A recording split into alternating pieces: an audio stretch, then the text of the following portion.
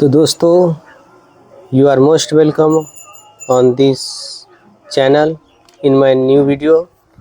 दोस्तों, आज के इस वीडियो में हम लोग ट्रांसलेशन की अगले भाग पढ़ेंगे, जिसमें एम, इज और आर का प्रयोग समझेंगे। जो नाउन का बाद जो इसका प्रयोग होता है उसको हम समझेंगे। इससे पहले वीडियो में हम लोग एडजेक्टिव के बाद इज एम आर का प्रयोग समझे थे।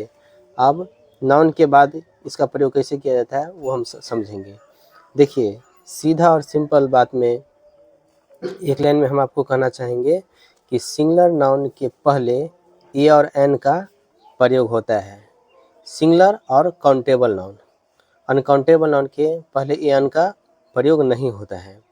जैसे देखिए दोस्तों, यहाँ पे स्टूडेंट है, विद्यार्थी, ये क्या है? सिंगुलर है। मैं एक विद्यार्थी हूँ, यानी मैं क्या है? एक सिंगुलर है। यहाँ पे विद्यार्थी क्या है? सिंगुलर है।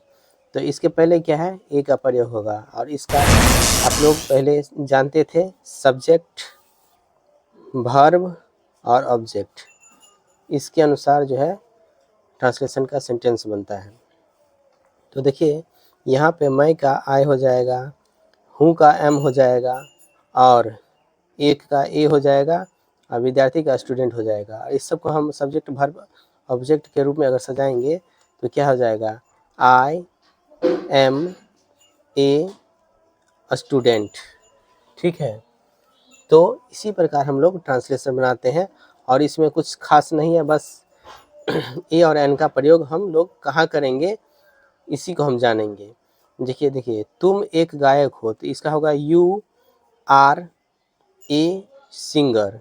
क्योंकि तुम जो है एक, ये सिंगुलर है, तो इसके आगे सिंगुलर अकाउंटेबल है, तो उसके आगे ए का प्रयोग यहाँ पर हो गया, यू आर ए सिंगर। उसी प्रकार दोस्तों, यहाँ पे देखिए, वह एक अभियंता है, तो ही इज ए, सॉरी, यहाँ पे अभियंता यानी इंजीनियर है। तो देखिए, भावेल और कॉन्सोनेंट होता है। तो भावेल और कॉन्सोनेंट जो होता है, भावेल होता है 5, ए, ई, आई, ओ, यू। लेकिन भावेल के आगे हम एन का प्रयोग नहीं करेंगे। भावेल जो स्वर है, मतलब जो बोलने पर भावेल जैसा वो प्रतीत होता है, उसके आगे हम ए एन या ए का प्रयोग करेंगे। और कॉन्सोनेंट जो होगा उसके आगे ए का, और भावेल होगा उसके आगे एन का प्रयोग करेंगे। अब देखिए, जब हम बोलते हैं, देखिए यहाँ पे स्टूडेंट, तो यहाँ हिंदी वाले अ से लेकर ओ, आ, हर्षी, ई, दीर्घी, ये जो होता है ए, ऐ, ओ, ठीक है, यहाँ तक जो शब्द है उसके साथ हम लोग एन का प्रयोग करते हैं, और बाकी के साथ ए का प्रयोग करते हैं। जैसे ओ के बाद क, का, की से लेकर य तक जो भी है उसके साथ हम लोग ए का प्रयोग करते हैं। और यहाँ पे देखिए, जैसे स्टूडेंट है, तो स्टूडेंट का पहला लेटर क्या है? एस। यहाँ पे एस। अब यहाँ पे ए का हम प्रयोग क्यों किए? देखिए, एस हम कैसे लिखेंगे? एस ऐसे लिखेंगे। तो यहाँ पे ए आया, तो ए के आगे हम क्या करेंगे? ए का प्रयोग करेंगे। ठीक उसी प्रकार यहाँ पे देखिए, सिंगर है, तो सिंगर को हम कैसे लिखेंगे? सिंगर को ऐसे लिखेंगे, सिंगर। तो देखिए, यहाँ पे ओ, आ से लेकर ओ तक में कोई आया नहीं ना आया, तो इसके हम आगे क्या करेंगे? ए का प्रयोग करेंगे। लेकिन देखिए, यहाँ पे इंजीनियर है, इंजीनियर,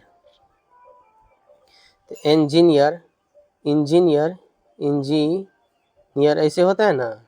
यहाँ पे देखिए ई आया, तो ओ, आ, हर्षी, दीर्घी, इसमें आ गया इंजीनियर, ई। तो इसके आगे हम क्या करेंगे? एन का प्रयोग करेंगे। यानी इसमें जो भी आएगा वो हम उसके आगे क्या करेंगे? एन का प्रयोग करेंगे। जैसे देखिए, यहाँ पे स्टूडेंट है, तो यहाँ पे देखिए हम क्या बोले? सिंगुलर और काउंटेबल। लेकिन यहाँ पे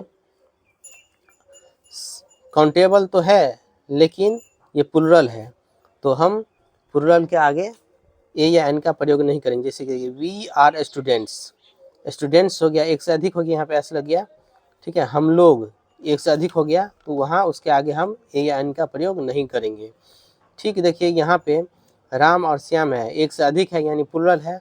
डॉक्टर है, Ram and Shyam are doctors, यहाँ पे ए और एन का प्रयोग नहीं करेंगे, क्योंकि ये प्लुरल है और काउंटेबल है लेकिन प्लुरल है, हम लोग सिंगुलर का हमेशा ध्यान रखेंगे, ठीक है।